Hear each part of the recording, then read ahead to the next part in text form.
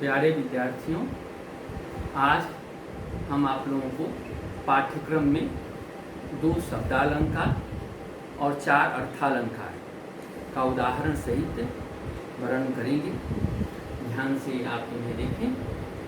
सबसे पहले शब्दालंकार का जो पहला भेद है अनुप्रास अलंकार, इस पर बात करें तो अनुप्रास अलंकार अनु धन प्र धन आस से मिलकर बना है, जिसका तात्पर्य है एक समान वर्णों का बार बार आना।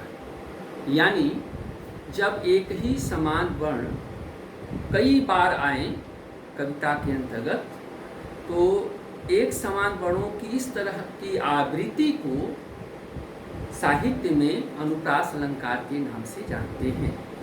उदाहरण के रूप में पहला उदाहरण है, चारु चंद की चंचल किरणें खेल रही थी जल थल में। तो यहाँ पर चारु चंद की चंचल किरणें, च च च 3 बार च वर्ण का आगमन हुआ है, अतः यहाँ अनुप्रास अलंकार। तरनी तनुजा तट कमाल तरवर बहु छाए, ये दूसरे उदाहरण में देखें तो त 5 बार आया है, अतः यहाँ त वर्ण की आवृत्ति होने की वजह से इसे हम अनुप्रास अलंकार। दूसरा भेद है यमक अलंकार। यमक शब्द युग्म शब्द से बना है, जिसका अर्थ होता है जोड़ा। अर्थात जब कविता में एक ही शब्द 2 बार आए और दोनों के अर्थ अलग अलग हों, तो उसे हम यमक अलंकार के नाम से जानते हैं। उदाहरण के रूप में पहला उदाहरण है, काली घटा का घमंड घटा। इसमें एक घटा जो है बादल के लिए है और दूसरी जो घटा है वह कम होने के लिए है, घटने के लिए है, इसलिए इसमें यमक अलंकार है। दूसरा उदाहरण हो गई श्याम श्याम की पाती। एक श्याम यहाँ पर श्री कृष्ण के लिए है और एक श्याम काले रंग के लिए है, तो यहाँ पर श्री कृष्ण के और काले रंग के 2 एक ही शब्द के प्रयोग किए जाने से हो रहा है, अतः यहाँ पर यमक अलंकार हो रहा है, इसको हम यमक अलंकार कहें। अब ये हुआ आपको शब्दालंकार। अब दूसरा है अर्थालंकार। अर्थालंकार के अंतर्गत जो पहला अलंकार है उसमें है उपमा अलंकार। उपमा अलंकार जैसा कि आप लोग आंग्ल भाषा में भी पढ़ते होंगे, उपमा अलंकार की परिभाषा यह है कि जहाँ उपमेय और उपमान में समानता प्रदर्शित की जाती है उसे उपमा अलंकार कहते हैं। यह समानता रूप गुण के आधार पर दिखाई जाती है, प्रदर्शित की जाती है। जैसे उदाहरण है, राधा का मुख चंद्रमा के समान सुंदर है। तो प्यारे विद्यार्थियों, यहाँ पर राधा का जो मुख है वह चंद्रमा के समान सुंदर है, इसलिए इसमें उपमा अलंकार का प्रयोग है। उपमा अलंकार के 4 अंग होते हैं। पहला है उपमेय। उपमेय का मतलब है जिसकी तुलना की जाती है। तो यहाँ पर राधा की मुख की तुलना की गई है, इसलिए राधा का मुख उपमेय है। उपमान दूसरा है, उपमान जिससे तुलना की जाती है। तो यहाँ पर राधा के मुख की तुलना चंद्रमा से की गई है, इसलिए चंद्रमा उपमान हो गया। तीसरा होता है वाचक शब्द। जिस समानार्थी शब्द से तुलना प्रदर्शित की जाती है उसे हम वाचक शब्द कहते हैं। और यहाँ पर समान, यानी राधा का मुख चंद्रमा की समान सुंदर है, तो समान वाचक शब्द हो गया। और चौथा है विद्यार्थियों साधारण धर्म। साधारण धर्म के अंतर्गत जिस गुण के कारण 2 वस्तुओं में तुलना प्रदर्शित की जाती है उसे साधारण धर्म कहते हैं। यहाँ पर राधा के मुख की तुलना जो सुंदरता है, यानी सुंदरता के आधार पर की गई है, इसलिए साधारण धर्म सुंदर है। इस उपमा अलंकार का बहुत ही प्रसिद्ध उदाहरण है, पीपर पात सरिसमन डोला। पीपल के पत्ते के सरिस यानी समान मन डोलने लगा। यहाँ पीपल के पत्ते के समान मन डोलने लगा, इसमें साधारण धर्म भी है, वाचक शब्द भी है, उपमान भी है और उपमेय भी है, अतः ऐसे अलंकार को उपमा अलंकार कहते हैं। दूसरा है रूपक अलंकार। अर्थालंकार का दूसरा भेद रूपक अलंकार। रूपक अलंकार के अंतर्गत जहाँ उपमेय में उपमान का भेद रहित आरोप किया जाता है उसे हम रूपक अलंकार कहते हैं। जहाँ उपमा अलंकार में समानता प्रदर्शित की जाती है, वहीं रूपक अलंकार में दोनों उपमेय और उपमान को एक दूसरे का समानता नहीं प्रदर्शित की जाती है, बल्कि उसमें आरोप कर दिया जाता है, तो उसको हम रूपक अलंकार कहते हैं। कोई भेद नहीं रहता है, कोई अंतर नहीं रहता है उपमेय और उपमान में।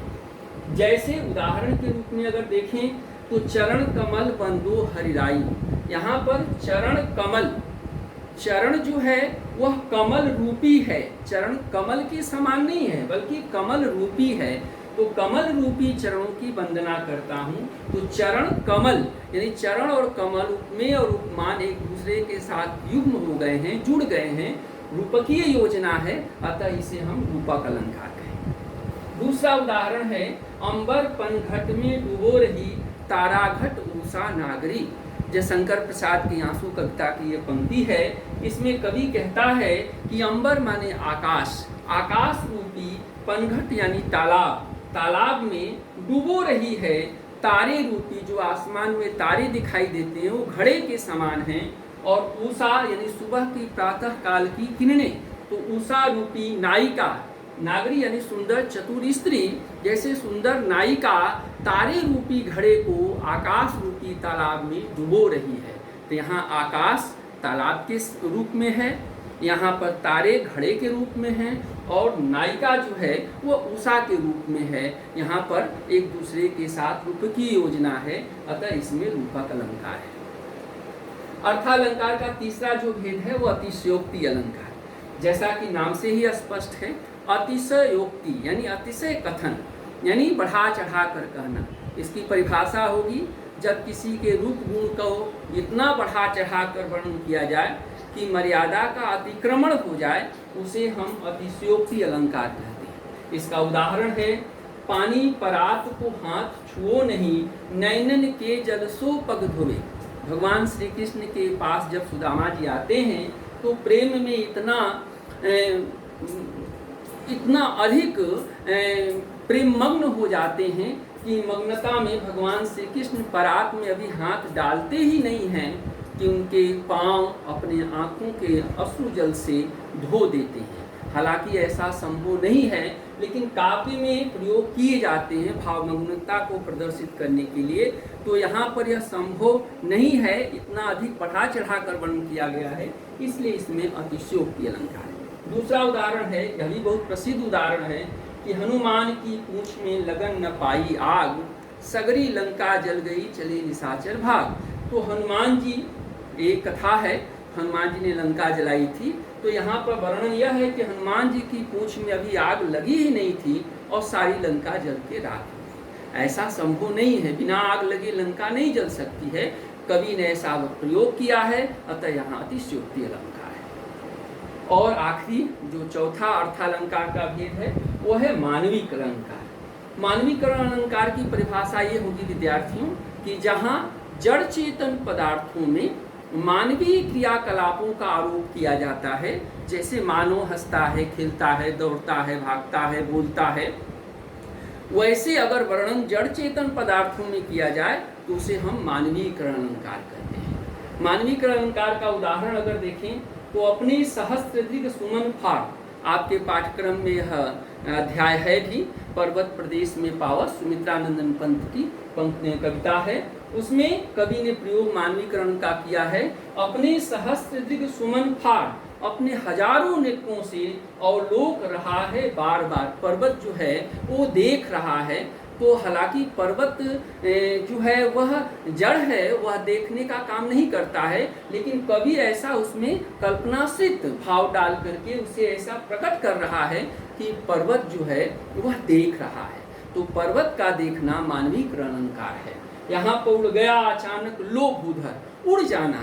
तो यह उड़ जाने का जो अचानक भूधर, भूधर कभी उड़ नहीं सकता है, लेकिन कवि ने यहाँ भूधर को उड़ने जैसा, उड़ने के रूप में प्रयोग किया है, अतः इसे हम मानवीकरण अलंकार कहेंगे। इस तरह से आप लोगों के पाठ्यक्रम में आने वाले सभी अलंकारों का उदाहरण सहित वर्णन हुआ। यहीं यह विषय समाप्त होता है। धन्यवाद। खुश रहें, आनंदित रहें।